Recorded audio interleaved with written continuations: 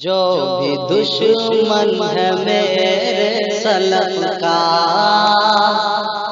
جل رہا تھا جلا ہے جلے گا۔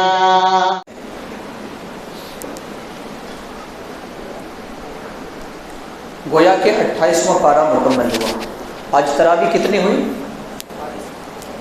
اور رات کتنی ہے؟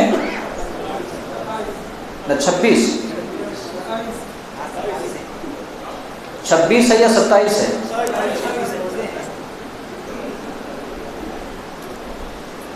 آج تھوڑے لوگ بھی زیادہ نظر آ رہے ہیں، اسی لیے میں یہ پوچھ رہا ہوں کہ 26 ہے یا 27 ہے؟ 27 بھی ہے۔ جو لوگوں میں عام شہرت اور مشہور ہے 26ویں، یہ غلط ہے۔ 26ویں کی تراویح ہو گئی کل ہی۔ عربی تاریخ کا جو آغاز ہوتا ہے مغرب سے ہو جاتا ہے، جیسے چاند نظر آتا ہے مغرب میں تاریخ بدل جاتی ہے۔ تو 26ویں کہنا کیا ہے؟ غلط ہے، اس کو ذہن سے نکال دیجئے۔ اب سے کتنا کہیں گے؟ 27ویں کہیں گے، 27ویں کہیں گے۔ اچھا 27ویں صرف کیا 27ویں ہی شب قدر ہے؟ کیا 27ویں رات ہی کو شب قدر ہے؟ نہیں ہے۔ 27ویں ہو سکتی ہے، 29ویں کو ہو سکتی ہے، 25ویں، 23ویں، 21ویں کوئی بھی ہو سکتی ہے، جس کی تعین اللہ کے رسول صلی اللہ علیہ وسلم نے نہیں کی۔ حالانکہ ایک مرتبہ نبی صلی اللہ علیہ وسلم کو بتایا گیا، نبی صلی اللہ علیہ وسلم کو بتا دیا گیا تھا کہ کون سی رات شب قدر ہے۔ آپ صلی اللہ علیہ وسلم نکلے اپنے گھر سے صحابہ اکرام کو بتانے کے لیے کہ کون سی رات حقیقت میں شب قدر ہے، لیکن جیسے گھر سے نکلے تھوڑی دور جا کر کے دیکھ رہے کہ دو آدمی آپس میں لڑ رہے ہیں۔ صحیح حدیث کا واقعہ ہے کہ آپس میں دو آدمی لڑ رہے ہیں۔ نبی صلی اللہ علیہ وسلم ان دونوں کو خاموش کرنے لگے، اسے سمجھانے لگے، سمجھاتے سمجھاتے یہاں تک کہ نبی صلی اللہ علیہ وسلم بھول گئے وہ کون سی رات تھی۔ نبی صلی اللہ علیہ وسلم نکلے تھے بتانے کے لیے لیکن نہیں بتا پائے، اور اگر بتا دیتے تو ہمارے لیے اور زیادہ آسان ہوتا، اور اسی رات میں ہم کیا کرتے؟ شب بیداری کرتے۔ مفسرین اکرام اور محدثین اکرام نے بتلایا ہے کہ اس وجہ سے آپ سے بلا دیا گیا تاکہ آخری عشرے میں اور آخری عشرے کے راتوں میں امتی زیادہ سے زیادہ عبادت کرے۔ اللہ رب العالمین سے دعا ہے کہ اللہ رب العالمین ہم سب کو حقیقت میں شب قدر نصیب فرمائے، اور اللہ رب العالمین نے جو فضیلت قرآن مقدس کے اندر بتلائی ہے، اور نبی صلی اللہ علیہ وسلم نے کہ یہ رات 1000 مہینوں کی رات سے افضل ہے، اللہ رب العالمین اس فضیلت سے ہم سب کو اللہ رب العالمین آخرت میں ان فضیلتوں کو عطا فرمائے، آمین۔ بہت ساری نصیحتیں ان 10 سورتوں میں اللہ رب العالمین نے کی ہے، ان میں سے چند آپ کے سامنے میں بیان کروں گا۔ اللہ رب العالمین نے سورۃ الحدید کی آیت نمبر 11 میں، حدید کا معنی ہوتا ہے لوہا، اللہ رب العالمین نے لوہا کو بھی نازل کیا ہے۔ بہرحال میں ادھر نہیں جانا چاہتا ہوں۔ اللہ رب العالمین نے کہا کہ من ذا الذی یقرض اللہ قرضا حسنا فیضاعفہ لہ ولہ اجر کریم۔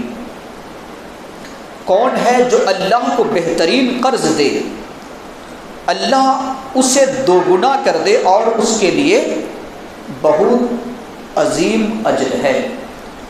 اللہ رب العالمین نے اس آیت مبارکہ میں اللہ کی راہ میں خرچ کرنا اور اللہ کی راہ میں خرچ کرنے والے کی تعریف کی ہے۔ اچھا آپ سے ایک سوال ہے کہ مال دولت جو ہمارے اور آپ کے پاس میں ہے، جس کے پاس بھی ہے، یہ کس کی طرف سے ہے؟ اللہ کی طرف سے ہے۔ لیکن اللہ رب العالمین اس آیت میں کیا کہہ رہا ہے کہ کون ہے جو اللہ کو بہترین قرض دے، یعنی اللہ نے ہمیں اور آپ کو عطا کیا ہے اور پھر کہا کہ اسی سے تم کیا کرو؟ مجھے قرض دو۔ تو اس سے کیا پتہ چلتا ہے کہ اللہ رب العالمین انفاق فی سبیل اللہ، اللہ کی راہ میں خرچ کرنے کی تلقین کی ہے۔ انفاق فی سبیل اللہ کے بارے میں اللہ رب العالمین نے اسی صورت یعنی سورۃ الحدید کی آیت نمبر 18 میں ارشاد فرمایا ان المصدقین والمصدقات وَأَقْرَضُوا اللَّهَ قَرْضًا حَسَنًا يُضَاعَفُ لَهُ وَلَهُمْ أَجْرٌ كَرِيمٌ۔ وہاں پر بھی اجر کریم اور یہاں پر بھی اجر کریم اللہ رب العالمین نے بتایا۔ یقیناً صدقہ کرنے والے مرد اور صدقہ کرنے والی عورتیں یہ وہ لوگ ہیں جنہوں نے اللہ رب العالمین کو بہترین قرض دیا ہے، اللہ رب العالمین ان کے اس قرض کو بڑھا دے گا اور ان لوگوں کے لیے اچھا اجر ہے۔ اللہ رب العالمین نے سورۃ المنافقون کی آیت نمبر 9، 10 اور 11 میں جب انسان کی موت قریب آ جائے گی، ملک الموت کو وہ دیکھ لے گا، انسان پہچانے گا، تو اللہ رب العالمین سے یا اس ملک الموت سے جس چیز کی آرزو کرے گا وہ ایک ہی آرزو ہوگی، کہے گا کہ مجھے تھوڑا وقفہ دیا جائے، تھوڑی مہلت دے دی جائے، میں کیا کروں، میں تیری راہ میں خرچ کروں۔ وہ بندہ یہ نہیں کہے گا میں نماز پڑھوں گا، روزہ رکھوں گا، فلاں کام کروں گا، فلاں کام کروں گا، تھوڑا سا وقت مجھے مل جائے، تھوڑی سی مہلت مل جائے تو میں کیا کروں گا، اے اللہ تیری راہ میں خرچ کروں گا اور نیک لوگوں میں سے ہو جاؤں گا۔ تو گویا کہ انسان موت کے وقت بھی جس چیز کی تمنا کرے گا وہ اللہ کی راہ میں خرچ کرنے کی، اسی لیے اللہ رب العالمین نے کہا کہ وَأَنفِقُوا مِمَّا رَزَقْنَاكُم مِّن قَبْلِ أَن يَأْتِيَ أَحَدَكُمُ الْمَوْتُ، موت آنے سے پہلے تم خرچ کرو۔ لہٰذا یہ مہینہ جہاں خرچ کرنے کا ہے، غریبوں اور مسکینوں کو، بیواؤں کو، ضرورت مند کو، یہ ایسا مہینہ ہے کہ اللہ کے رسول صلی اللہ علیہ وسلم اس مہینے میں بہت زیادہ خرچ کرتے تھے اور ہم اسی کے امتی ہیں، لہٰذا ہمارے اوپر یہ ذمہ داری ہے کہ ہم بھی کیا کریں، اللہ کی راہ میں خرچ کریں۔ سورۃ الحشر میں اللہ رب العالمین نے صحابہ اکرام کی تعریف کرتے ہوئے کیا کہا کہ وہ لوگ کیسے ایک دوسرے کی ضرورت کو اپنی ضرورت سمجھتے تھے۔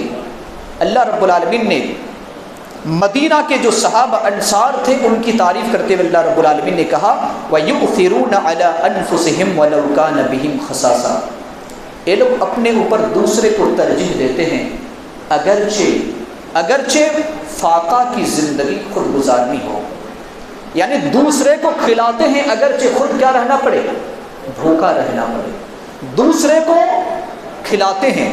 اس آیت کی شان نزول میں آتا ہے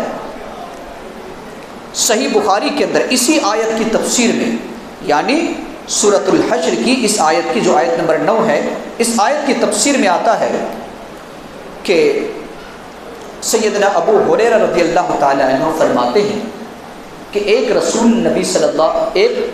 صحابی نبی صلی اللہ علیہ وسلم کے پاس آیا، اور بعض روایت کے اندر آتا ہے کہ وہ آنے والا کوئی دوسرا شخص نہیں بلکہ بذات خود کون تھے، ابو ہریرہ تھے۔ آ کر کہ اللہ کے رسول صلی اللہ علیہ وسلم مجھے بے انتہا بھوک لگی ہے، لہٰذا مجھے کھانے کا انتظام کیجیے۔ اللہ کے رسول صلی اللہ علیہ وسلم نے اپنے ازواج کی طرف یہ پیغام بھیجا کہ کسی کے گھر میں کچھ کھانا ہے تو لا کر پیش کیا جائے۔ ابو ہریرہ رضی اللہ تعالیٰ عنہ فرماتے ہیں کہ تمام بیویوں کی گھروں کی طرف سے ایک ہی جواب آیا کہ گھر میں پانی کے سوا کچھ بھی نہیں، پانی کے سوا کچھ بھی نہیں۔ اللہ کے رسول صلی اللہ علیہ وسلم نے صحابہ کرام میں اعلان کیا کہ کون ایسا انسان ہے جو اس بھوکے کو اپنے گھر لے جائے گا، اللہ اس پر رحم فرمائے گا۔ ایک انصاری صحابی کھڑے ہو جاتے ہیں، بعض روایت میں اس کا نام بھی آتا ہے ابو ایوب انصاری رضی اللہ تعالیٰ عنہ۔ گھر جاتے ہیں اس صحابی رسول کو لے کر کے، بعض روایت کے مطابق ابو ہریرہ رضی اللہ تعالیٰ عنہ کو گھر لے جاتے ہیں۔ اچھا ایسا بھی نہیں کہ ابھی ہم پوچھ کر کے آئیں گے آج ہمارا اور آپ کا کیا حال ہے، آج ہمارے گھر کے جو ہے وزیر کون ہے، ہوم منسٹر، ہماری عورتیں ہیں، کیوں لے کر کے آ گئے؟ گھر میں کھانا نہیں ہے، کچھ بھی نہیں ہے، کیوں لے کر کے آ گئے؟ اس طرح کے الفاظ استعمال کریں گے، لیکن سیدنا ابو ایوب انصاری رضی اللہ تعالی عنہ گھر لے کر جاتے ہیں ابو ہریرہ رضی اللہ تعالی عنہ کو، اور اس کے بعد میں پوچھتے ہیں کہ گھر میں کچھ کھانے کا ہے یا نہیں، کیونکہ نبی صلی اللہ علیہ وسلم کی ایک دعا ہے، جو اس کی مہمان نوازی کرے گا اللہ اس پر رحم کرے گا، اور رحم کرنے کا مطلب ہے کہ دنیا میں بھی وہ انسان کامیاب، آخرت میں بھی کامیاب۔ ایک مہمان کی مہمان نوازی میں اللہ رحم کرے گا، دنیا اور آخرت اس میں کامیاب۔ بیوی سے پوچھتے ہیں کہ گھر میں کچھ کھانے کا سامان ہے کہ اللہ کہ کہا اے میرے آقا گھر میں تو کچھ بھی نہیں ہے، ہاں کچھ روٹی کے ٹکڑے پڑے ہوئے ہیں جو بچوں کے لیے۔ ابو ایوب انصاری رضی اللہ تعالیٰ عنہ فرماتے ہیں کہ بچے کو بہلا پھسلا کر رات میں سلا دو، اور روٹی کے ٹکڑے لاؤ میرے پاس، اور چراغ کا زمانہ تھا، جب تم لے کر کے آؤ تو چراغ کو بجھا دینا تاکہ مہمان کو یہ معلوم ہو کہ میں بھی ان کے ساتھ آ رہا ہوں۔ بیوی بھی بڑا اطاعت گزار فرما بردار تھی، بیوی بھی ویسا ہی کرتی ہے، کھانے کو لا کر پیش کرتی ہے، چراغ کو بجھا دیتی ہے۔ اب اندھیرا کمرہ ہے، اندھیرا روم ہے، ابو ہریرہ سمجھ رہے ہیں کہ ابو ایوب انصاری یہ بھی کھا رہے ہیں میرے ساتھ، لیکن ابو ایوب انصاری کھا نہیں رہے، صرف ابو ہریرہ نے کھایا۔ ابو ایوب انصاری بھوکے رہے، اس کی بیوی بھوکی رہی، اس کے گھر کے بچے بھی بھوکے رہے۔ صبح جب ہوئی، اللہ کے رسول صلی اللہ علیہ وسلم کی خدمت میں جب یہ صحابی رسول حاضر ہوتے ہیں تو اللہ رب العالمین آیت نازل کرتی ہے جو سورہ حشر کی آیت نمبر 9 ہے کہ وَيُؤْثِرُونَ عَلَىٰ أَنفُسِهِمْ وَلَوْ كَانَ بِهِمْ خَصَاصَةٌ، یہ لوگ دوسرے کو ترجیح دیتے، اپنے پیٹ کو نہیں دیکھتے، دوسرے کے پیٹ کو دیکھتے ہیں۔ یہ امت مسلمہ کے صحابہ اکرام کے شان میں آیت نازل ہوتی ہے۔ آج ہم اور آپ ایسے مسلمان ہیں، معلوم ہوتا ہے کہ ہم بھوکے شیر ہیں جب ہم اور آپ کسی دعوت میں جاتے ہیں، ڈش کو اپنی طرف کھینچتے ہیں، کوئی ڈش کو کھینچتا ہے تو چمچ اوپر سے اٹھاتا ہے، ہمیں پہلے ملنا ہے، لیگ پیس ہمیں بڑے بڑے پیس ملنا ہے۔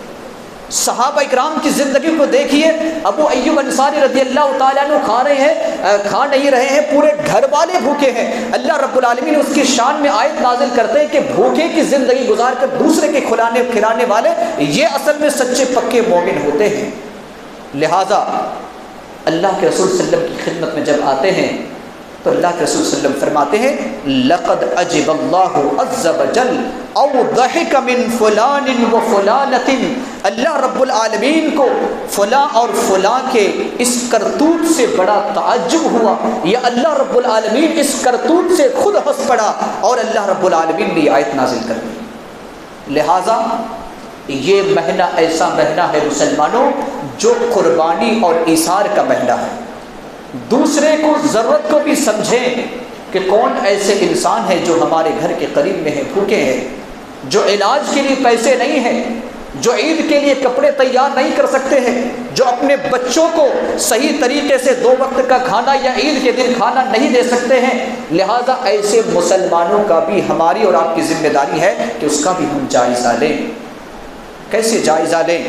اور ایک واقعہ صحیح بخاری کے اندر عبد الرحمن ابن عوف کا آتا ہے، آپ نے سنا ہے، لیکن صرف میں یہ بتانا چاہوں گا کہ کس طریقے سے انفاق فی سبیل اللہ کا جذبہ ہوا کرتا تھا صحابہ اکرام کے درمیان۔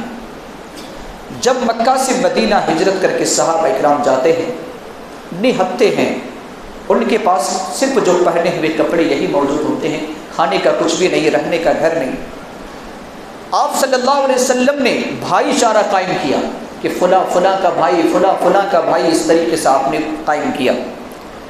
عبد الرحمن ابن عوف کا جو بھائی چارہ قائم کیا گیا، اس صحابی کا نام تھا سعد بن ربیع رضی اللہ عنہ۔ سعد بن ربیع رضی اللہ تعالی عنہ سے بھائی چارہ قائم ہوا کس کا؟ عبد الرحمن ابن عوف۔ عبد الرحمن ابن عوف مہاجر ہے اور سعد بن ربیع انصار ہے۔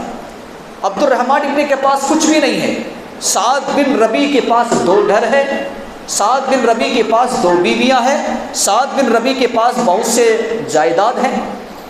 سعد بن ربیع رضی اللہ تعالی عنہ کہتے ہیں عبد الرحمن بن عوف کو کہ دیکھو نبی صلی اللہ علیہ وسلم نے بھائی چارہ قائم کیا ہے، لہٰذا میں چاہتا ہوں کہ میرے جو کاروبار ہے آپ آدھا حصہ لے لیجیے، میں آدھا حصہ میں کاروبار کروں گا۔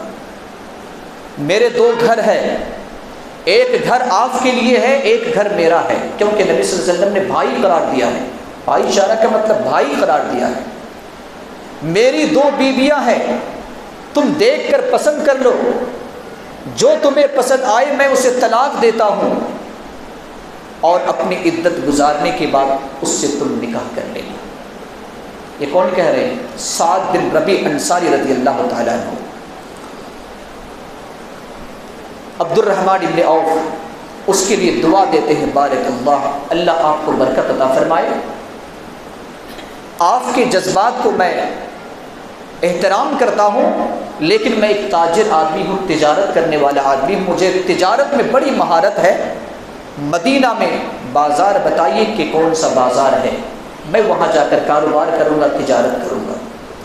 بہرحال انہیں بازار بتایا جاتا ہے، اور پھر وہ پنیر، گھی وغیرہ کا کاروبار کرتے ہیں، جس سے بہت زیادہ اسے منافع ہوتا ہے، فائدہ ہوتا ہے، اور چند ہی دنوں کے بعد یا چند مہینوں کے بعد ایک انصاریہ خاتون سے وہ نکاح کرتے ہیں۔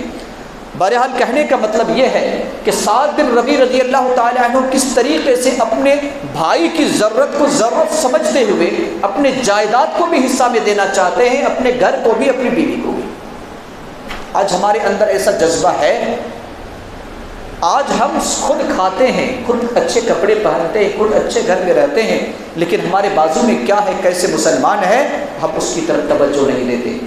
لہٰذا مسلمانوں اس کی طرف ہمیں اور آپ کو توجہ دینے کی ضرورت ہے، کیونکہ مسلمان وہ نہیں جو اپنی ضرورت کو صرف پوری کرے، مسلمان وہ ہے جو اپنی بھی ضرورت کو پوری کرے، دوسرے کی بھی ضرورت کو پوری کرے، اسے مسلمان کہا جاتا ہے۔ اللہ رب العالمین نے سورۃ الحدید کی آیت نمبر 12 اور 13 میں پل صراط کا ذکر کیا ہے۔ پل صراط ایک ایسی جگہ ہے جس سے ہر انسان کو گزر کر جانا ہے، چاہے مومن ہو یا کافر ہو، مومن ہو یا منافق ہو، ہر انسان کو اس راستے سے گزر کر کے جانا ہے، لیکن اس راستے میں روشنی کی ضرورت پڑے گی۔ اللہ رب العالمین نے فرمایا کہ یوم تری المؤمنین والمؤمنات یسعی نورہم بین ایدیہم وبایمانہم، یاد کرو اس دن کو جس دن مومن مرد اور مومن عورتوں کو تم دیکھو گے کہ اس کے سامنے سے اور اس کے داہنے جانب سے روشنی ہوگی۔ بشراکم الیوم، تمہارے لیے آج کے دن خوشخبری ہے، جنات تجری من تحت الانہار خالدین فیہا، جنتیں ہیں جس کے نیچے سے نہریں بہہ رہی ہیں اور لوگ اس میں ہمیشہ ہوں گے، اور وہ بڑی کامیابی ہے۔ آگے اللہ رب العالمین نے فرمایا یوم یقول المنافقون والمنافقات، اس دن منافق مرد اور منافق عورت کہیں گے، للذین آمنوا، ایمان والوں سے کیا کہیں گے، انظرونا، ذرا ٹھہرو، ذرا ہمارا انتظار کرو، نقتبس من نورکم، ہم تمہارے نور سے کچھ لیں گے۔ قیل ارجعوا، کہا جائے گا کہ لوٹ جاؤ، وراءکم، تمہارے پیچھے، فالتمسوا نورا، تم نور کو پیچھے تلاش کرو، فضرب بینہم بسور لہ باب، اس درمیان ایک دیوار کو اس کے درمیان قائم کر دی جائے گی جس کا ایک دروازہ ہوگا، باطنہ فیہ الرحمہ، اس کا اندرونی حصہ رحمت کا ہوگا، وظاہر من قبلہ العذاب، اور اس کا ظاہری حصہ عذاب کا ہوگا۔ اس آیت میں اللہ رب العالمین نے کیا کہا کہ مومن مرد اور مومن عورتیں پل صراط سے گزریں گے، ان کی روشنی ہوگی، ایمان کا نور ہوگا، اور بعض نے کہا کہ جو انسان وضو کرتے ہیں اعضائے وضو چمک رہے ہوں گے، اور اس چمک کی وجہ سے وہ ایک اندھیری اور تاریکی جو راستہ ہے اس سے گزر کر جائیں گے۔ اب منافق مرد منافق عورتوں کے پاس کوئی روشنی نہیں ہوگی۔ جب ہم اور آپ کہیں جاتے ہیں اندھیرے راستے میں، پیدل چلتے ہیں، کسی کے پاس لائٹ ہوتی ہے تو ہم کیا کہتے ہیں کہ ذرا رکو، ہم بھی کیا کریں گے، تمہارے پیچھے پیچھے چلیں گے، یہ ہم اور آپ کہتے ہیں۔ تو وہاں پل صراط میں جب مومن مرد اور مومن عورتیں وہاں سے گزریں گے تو اس کی روشنی سے وہ بھی کیا ہوں گے؟ کچھ دور تک چلے جائیں گے. لیکن جب بیچوں بیچ جائیں گے مومن کی رفتار تیز ہوگی، وہ آگے گزر جائیں گے، آگے گزر جائیں گے. اب بیچوں بیچ میں منافق مرد منافق عورتیں اور کافر مرد کافر عورتیں پھنس جائیں گے، کیونکہ وہاں سے مومنوں کو بھی گزرنا ہے، منافقوں کو بھی گزرنا ہے، وہاں سے مشرکوں کو بھی گزرنا ہے، یہود و نصارہ سب کو گزرنا ہے، مردوں کو بھی عورتوں کو بھی سب کو گزرنا ہے. تو جب بیچوں بیچ میں جا کر کے مومن وہاں سے آگے گزر جائیں گے، اب اسے تاریکی نظر آئے گی، نہ آگے کچھ نظر آتا ہے نہ پیچھے. اب وہ فریاد کریں گے اور کہیں گے اے مومنو ذرا رک جاؤ، ہمارا انتظار کرو، روشنی ذرا بتاؤ، ہم بھی اس راستے سے گزر کر جائیں گے. مومن کی طرف سے کوئی آواز نہیں آئے گی، کوئی جواب نہیں آئے گا، بلکہ کہا جائے گا، فرشتے کہیں گے کہ تم لوٹ جاؤ، پیچھے لوٹو، شاید کہ وہاں پر تمہیں کوئی روشنی مل جائے. اور بعض نے کہا کہ پیچھے لوٹنے سے مراد یہ ہے کہ تم دنیا میں جاؤ اور دنیا میں جس طریقے سے مومن عمل کرتے تھے تم بھی عمل کرو. لہذا ابھی یہ گفتگو ہو رہی ہوگی کہ بیچ میں ایک پردہ قائم ہو جائے گا. اس پار جو اندر ہے وہ رحمت ہے یعنی جنت ہے، اور اس پار کیا ہے؟ جہنم ہے. اب نہ وہ ادھر جا سکتا ہے نہ ادھر، بلکہ وہیں پر گر جائے گا جس کے نیچے کیا ہوگی؟ جہنم ہوگی. لہٰذا ہمیں اور آپ کو چاہیے کہ ایسے نور ہم اور آپ تیار کر لیں کہ جس نور کی وجہ سے ہم اور آپ قیامت کے دن پل صراط سے آسانی کے ساتھ گزر جائیں. اللہ رب العالمین سے دعا کریں کہ اللہ رب العالمین ہم تمام لوگوں کو صحیح نور عطا فرمائے، پل صراط کی راہ کو ہمارے لیے آسان فرما دے، جہنم سے بچا کر اللہ رب العالمین جنت میں ہم سب کو داخل فرما دے. آمین. اللہ رب العالمین نے سورۃ الحدید کی آیت نمبر 21 میں ارشاد فرمایا ہے کہ سابقوا الی مغفرۃ من ربکم وجنۃ ارضها کارض السماء والارض اعدت للذین آمنوا باللہ ورسلہ ذلک فضل اللہ یؤتیہ من یشاء واللہ ذو الفضل العظیم. اللہ نے کہا کہ سبقت کرو، کس کی طرف؟ مغفرت کی طرف، اپنے رب کی جانب سے، اور اس جنت کی طرف جس کی کوشادگی آسمان اور زمین کے برابر ہے. اللہ رب العالمین نے دوڑنے کا حکم دیا ہے، ایک دوسرے سے آگے بڑھنے کا حکم دیا ہے.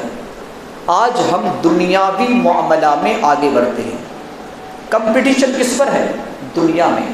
کاروبار کرنے والے، تجارت کرنے والے، نوکری کرنے والے، یہاں تک کہ جو تعلیم حاصل کرنے والے طلباء ہیں، کمپٹیشن کس پر ہے؟ دنیا کے بارے میں. یہاں اللہ رب العالمین نے کہا آخرت کے بارے میں کمپٹیشن کرو. سابقوا الی مغفرت، ایک دوسرے سے آگے بڑھو. کس میں؟ مغفرت میں اور جنت میں. مغفرت جو رب کی طرف سے ہے، جنت جو رب کی طرف سے، اس کو حاصل کرنے کے لیے دوڑو. صحیح بخاری کی ایک روایت ہے، آپ کو میں کئی مرتبہ حدیث سنا چکا ہوں، لیکن پھر بھی نصیحت کے طور پر میں اس حدیث کو پھر سنانا چاہوں گا. واقعہ احد کا ہے، واقعہ احد کا ہے، صحیح بخاری کی روایت ہے. سیدنا جابر رضی اللہ تعالیٰ عنہ فرماتے ہیں کہ ایک صحابی رسول نبی صلی اللہ علیہ وسلم کی خدمت میں آتے ہیں اور کہتے ہیں اللہ کے رسول صلی اللہ علیہ وسلم، اگر میں اس جنگ میں شہید ہو جاؤں تو میرا ٹھکانہ کہاں ہوگا؟ ٹھکانہ کہاں ہوگا؟ تو اللہ کے رسول صلی اللہ علیہ وسلم نے فرمایا فی الجنہ، جنت میں. اب وہ صحابی رسول ایک ہاتھ میں کھجور کھا رہے ہیں، اور اس دور میں کھجور عرب کی محبوب غذا ہوتی ہے، اور غالباً آج بھی کھجور وہ لوگ بہت پسند کرتے ہیں. کھجور کھا رہے ہیں، کھجور کے ٹکڑے ہیں، ایک ہاتھ میں تلوار ہے. اللہ کے رسول صلی اللہ علیہ وسلم نے فرمایا کہ تمہارا ٹھکانہ جنت ہے اگر تم اس جنگ میں شہید ہو جاتے ہو. جابر بن عبداللہ رضی اللہ تعالیٰ عنہ فرماتے ہیں کہ کھجور جو کھا رہے تھے اس نے پورے کھجور کو کھانا بھی گوارا نہیں کیا، اتنی بھی تاخیر نہیں کی، بلکہ کھجور کے ان ٹکڑوں کو انہوں نے زمین پر پھینک دیا، تلوار کو نیام سے نکالا، اور مشرکین کے جم غفیر میں ان کی جماعت میں وہ داخل ہو جاتے ہیں اور کئی کو قتل کرتے ہوئے بذات خود شہید بھی ہو جاتے ہیں. ذرا بتائیے یہ واقعہ کیا ہمارے اور آپ کی نصیحت کے لیے کافی نہیں ہے کہ انسان کو جنت حاصل کرنے میں، انسان کو اللہ کی مغفرت کی طرف دوڑنے میں جلدی نہیں کرنی چاہیے؟ جلدی کرنی چاہیے، کیونکہ انسان کی موت کا وقت کب آئے گا ہمیں اور آپ کو نہیں معلوم ہے۔ لہٰذا اپنی مغفرت انسان کو اس ماہ میں کر لینی چاہیے، اور آئندہ عزم مصمم کرنا چاہیے، پختہ اور پکا ارادہ کرنا چاہیے کہ ہم گناہ سے باز رہیں، ہر وہ عمل اپنی زندگی کے ہر وہ لمحہ رب کی رضامندی میں گزاریں گے، اور رب کو راضی کرنے اور جنت کو حاصل کرنے میں اور اپنی مغفرت کو حاصل کرنے میں ہم گزاریں گے۔ ہمیں اور آپ کو اس کا مکمل ارادہ کر لینا چاہیے۔ اللہ رب العالمین نے سورہ تحریم سورۃ المجادلہ میں ایک واقعہ ذکر کیا ہے، اور جس سے پتہ چلتا ہے کہ اللہ رب العالمین کی ایک جو صفت ہے السمیع، السمیع کا مطلب کیا ہوتا ہے؟ بہت زیادہ سننے والا۔ کتنا سننے والا ہے اس واقعہ سے ہمیں اور آپ کو پتہ چلے گا۔ اللہ رب العالمین نے فرمایا قد سمع اللہ قول التی تجادلک فی زوجہا، تحقیق کہ اللہ نے اس عورت کی بات کو سن لیا جو عورت اے نبی آپ کے پاس آ کر جھگڑ رہی تھی اپنے شوہر کے بارے میں، وتشتکی الی اللہ، اور اللہ سے شکایت کر رہی تھی، واللہ یسمع تحاورکما، اور اللہ تم دونوں کی گفتگو کو سن رہا تھا، ان اللہ سمیع بصیر، بے شک کہ اللہ خود سننے والا اور جاننے والا ہے۔ اس آیت میں جو مسئلہ بیان کیا گیا ہے وہ زہار کا مسئلہ۔ زہار، زہرن کا معنی پیٹ ہوتا ہے، زہرن کا معنی پیٹ عربی میں۔ زمانہ جاہلیت میں ایک رسم تھا، رسم زہار، اس کا نام کیا تھا؟ رسم زہار۔ رسم زہار کا مطلب کیا ہے کہ کوئی اگر کہہ دیتا اپنی بیوی سے کہ انت علیہ کا ظہر امی، انت علیہ کا ظہر امی، یعنی تو مجھ پر میری ماں کے پیٹھ کی طرح ہے، تو مجھ پر میری ماں کے پیٹھ کی طرح ہے۔ اگر یہ جملہ کوئی کہہ دیتا تو اس زمانے میں اسے طلاق سمجھا جاتا تھا، یعنی طلاق اگر دینا رہتا تو اس طریقے سے کہہ دے انت علیہ کا ظہر امی، یہ لفظ یہ جملہ استعمال کرتے۔ اب ایک صحابیہ خولہ بنت مالک بن ثعلبہ، یہ خولہ نام یاد رکھیے، خولہ، تو یہ خولہ اس کا شوہر کا نام تھا اوس بن ثابت، تو اوس بن ثابت نے بھی کیا کیا؟ انت علیہ کا ظہر امی، یہ کہہ دیا۔ اب اس زمانے کے حساب سے یہ تو طلاق سمجھی جاتی تھی، لہٰذا یہ خاتون نبی صلی اللہ علیہ وسلم کے پاس آتی ہے اور کہتی ہے اللہ کے رسول صلی اللہ علیہ وسلم میرے شوہر نے مجھ سے زہار کیا ہے، میں بوڑھی عورت ہوں، اب اس عمر میں کہاں جاؤں؟ اللہ کے رسول صلی اللہ علیہ وسلم نے کہا تیری تو طلاق ہو گئی ہے۔ کہا کہ میں کیا کروں؟ نبی صلی اللہ علیہ وسلم سے بار بار یہ گفتگو کر رہی تھی۔ عائشہ رضی اللہ تعالی عنہا کا حجرہ تھا، عائشہ رضی اللہ تعالی عنہا ایک کونے میں بیٹھ کر تھی، نبی صلی اللہ علیہ وسلم ادھر بیٹھ کر کے ہیں، وہ عورت آ کر مسئلہ پوچھ رہی ہے اور جھگڑ رہی ہے، گفتگو کر رہی ہے۔ عائشہ رضی اللہ تعالی عنہا کہتی کہ میں اسی کمرے کے اندر تھی، لیکن جب زور زور سے وہ کچھ بات کہہ رہی تھی تو وہ آواز مجھے سنائی دے رہی تھی، اور جب آہستہ کہہ رہی تو سنائی نہیں دے رہی تھی، لیکن میرا اللہ کتنا سننے والا ہے، جو ساتوں آسمان کے اوپر عرش پر مستوی ہے، اس اللہ نے اس خاتون کی بات کو سن لیا، اور سننے کے بعد اللہ رب العالمین نے سورہ مجادلہ یعنی لڑائی والی سورت نازل کر کے اللہ رب العالمین نے اس رسم زہار کو ختم کیا، اور کہا کہ اگر کوئی انسان کہتا ہے کہ تو میرے اوپر میری ماں کے پیٹھ کی طرح ہے، اسے طلاق نہیں ہوتی۔ اللہ رب العالمین نے اس رسم کو ختم کر دیا، لیکن اس کے لیے کچھ کفارہ اللہ رب العالمین نے بتایا کہ اگر کوئی زہار کرتا ہے تو اس کا کفارہ کیا ہے۔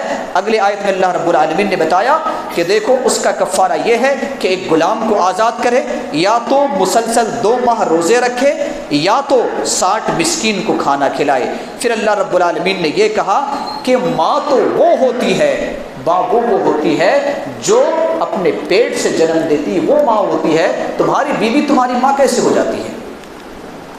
بہرحال اللہ رب العالمین نے اس چیز کو یہاں پر بیان کیا ہے۔ اسی طریقے سے سورۃ الحشر میں اللہ رب العالمین نے صحابہ اکرام کے بارے میں ہمیں اور آپ کو حکم دیا ہے۔ صحابہ اکرام کا ذکر کرتے ہوئے کہا کہ والذین جاءوا من بعدهم یقولون ربنا اغفر لنا ولاخواننا الذین سبقونا بالایمان ولا تجعل فی قلوبنا غلا للذین آمنوا ربنا انک رؤوف رحیم۔ پاکستان میں ایک اپنے آپ کو دائی کہنے والا مرزا محمد علی، انجینئر مرزا محمد علی کا نام آپ نے سنا ہوگا، اور بہت سارے لوگ شاید اس کے بیان کو بھی سنتے ہوں گے، لیکن ان کا عقیدہ کیا ہے؟ ان کا عقیدہ شیعہ کا عقیدہ ہے، اور شیعہ بہت سارے صحابہ کو گالیاں دیتے ہیں، اور یہ جو انجینئر مرزا علی ہے یہ بھی بہت سارے صحابہ کو کافر کا فتویٰ لگاتے ہیں، بہت سارے صحابہ اکرام کو کافر کا فتویٰ لگاتے ہیں۔ لہٰذا ایسے لوگوں کے بیانات سے انسان کو اجتناب کرنا چاہیے۔ اللہ رب العالمین نے اس عقیدہ کو اس آیت میں بیان کیا ہے کہ جو لوگ ان صحابہ اکرام کے بعد آئے وہ لوگ کیا کہتے ہیں؟ یقولون، کہتے ہیں ربنا اغفر لنا، اے ہمارے رب ہمیں بخش دے، ولاخواننا الذین سبقونا بالایمان، اور ہم سے جو پہلے صحابہ اکرام گزر گئے ہیں انہیں بھی معاف فرما دے، ولا تجعل فی قلوبنا غلا للذین آمنوا ربنا انک رؤوف رحیم، اور مت رکھ ہمارے دلوں میں ان کے خلاف جو ہم سے پہلے ایمان میں سبقت کر چکے ہیں کوئی گلہ اور کوئی شکوہ، اور اس کے خلاف کوئی بغض اور حسد نہ رکھ۔ جبکہ ایسے لوگ شیعہ لوگ کیا کرتے ہیں؟ صحابہ اکرام کے خلاف حسد رکھتے ہیں۔ ابو بکر، عمر، عثمان غنی، ام المومنین عائشہ، ایسا بتایا جاتا ہے کہ وہ اپنے ٹوائلٹ کے اندر ابو بکر، عمر، عثمان اور عائشہ رضی اللہ تعالی عنہا کے نام سے ٹوائلٹ کا جو ٹائلس ہوتا ہے وہ بناتے ہیں اور اس کو رونتے ہیں، نعوذ باللہ من ذالک۔ یہ صحابہ اکرام کے بارے میں ایسے گستاخانہ یہ لوگ کرتوت کرتے ہیں۔ اللہ رب العالمین نے کہا کہ یہ عقیدہ مت رکھو۔ اللہ رب العالمین نے کھلے لفظوں میں فرمایا ہے کہ ایسے صحابہ اکرام کے بارے میں تم مغفرت کی دعا کرو، اور ایسے صحابہ اکرام کے بارے میں دل میں بغض مت رکھو۔ اللہ رب العالمین نے صاف لفظوں میں فرمایا، لہٰذا ہمارا عقیدہ بالکل درست ہونا چاہیے۔ اسی طریقے سے آخری بات کہہ کر اپنی بات کو ختم کروں گا، اس لیے کہ بہت ساری باتیں ہیں لیکن تمام باتوں کا میں ذکر نہیں کر سکتا۔ سورہ تحریم، غالباً میں نے اس سے پہلے یہ بات کہی تھی، پھر آج میں کہنا چاہوں گا۔ سورہ تحریم جو اللہ رب العالمین نے آیت نازل کی ہے، یہاں بتانے کا مقصد یہ ہے کہ شریعت سازی، شریعت کو بنانا اللہ رب العالمین نے کسی کے حق میں یا کسی کو یہ پاور نہیں دیا ہے، یہاں تک کہ نبی صلی اللہ علیہ وسلم کو بھی اس بات کی اجازت نہیں ہے کہ آپ اپنی طرف سے کوئی شریعت میں حکم عطا کر دیتے، حکم فرما دیتے، ایسا نہیں ہے۔ ایک مرتبہ نبی صلی اللہ علیہ وسلم نے شہد کو اپنے اوپر حرام کر لیا تھا۔ آپ جانتے ہیں نا، شہد کو نبی نے کیا کر لیا تھا؟ حرام کیا تھا، جبکہ شہد کیا ہے؟ حلال ہے۔ شہد میں شفا ہے، شہد حلال ہے۔ دراصل بات یہ ہے، صحیح بخاری کی روایت ہے، نبی صلی اللہ علیہ وسلم کا معمول تھا کہ زینب بنت جہش رضی اللہ تعالی عنہا کے گھر میں شہد رکھا ہوا رہتا تھا۔ آپ صلی اللہ علیہ وسلم روزانہ شہد پیتے تھے، اور ان کے گھر میں جاتے تھے، کچھ دیر بیٹھتے تھے، شہد پیتے تھے، پھر وہاں سے نکل کر آتے تھے۔ لیکن یہ بات ام المومنین عائشہ صدیقہ رضی اللہ تعالی عنہا کو پسند نہیں تھی، اور ایک زوجہ تھی جس کا نام تھا حفصہ رضی اللہ عنہا، تو اسے بھی پسند نہیں تھی۔ تو ان دونوں نے ایک پلان کی، ایک اسکیم تیار کی کہ دیکھو زینب کے گھر سے جب نکل کر کے آئے تو یا تو آپ کے گھر پہلے آئیں گے یا میرے گھر پہلے آئیں گے۔ میرے گھر اگر آئے تو میں کہوں گی کہ مغافیر کی بو آپ کے منہ سے آ رہی ہے۔ مغافر ایک پھول جس کی بو ذرا بدبودار ہوتی تھی اس زمانے میں، اور آپ کے گھر آئے تو آپ کہہ دینا، میرے گھر آئے تو میں کہوں گی۔ اللہ کے رسول صلی اللہ علیہ وسلم معمول کے مطابق زینب بنت جہش کے گھر تشریف لے جاتے ہیں اور شہد پیتے ہیں۔ شہد پینے کے بعد وہاں سے جیسے ہی ادھر آتے ہیں، پہلے سے تیار ہے یہ لوگ، اللہ کے رسول صلی اللہ علیہ وسلم کیا بات ہے کہ آپ کے منہ سے مغافیر کی بو آ رہی ہے؟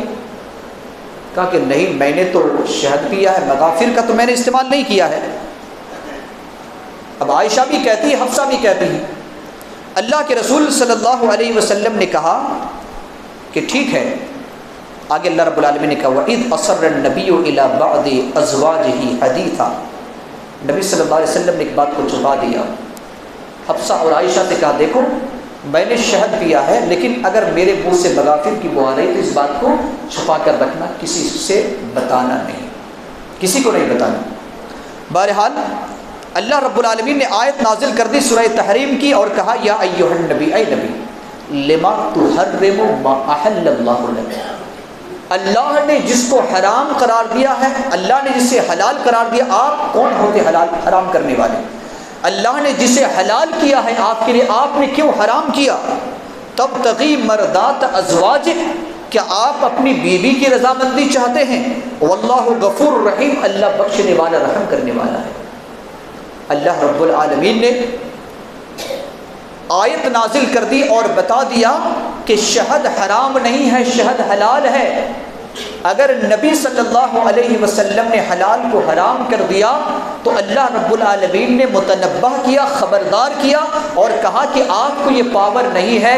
جب نبی کو شریعت سازی کا پاور نہیں ہے تو ہم اور آپ کسی یا کسی عالم کو یا کسی امام کو یا کسی محدث کو کیا یہ پاور ہے کہ وہ اپنی طرف سے شریعت میں کچھ داخل کر دے؟ داخل کر سکتا ہے کیا کوئی؟ نہیں کر سکتا ہے۔ کیوں؟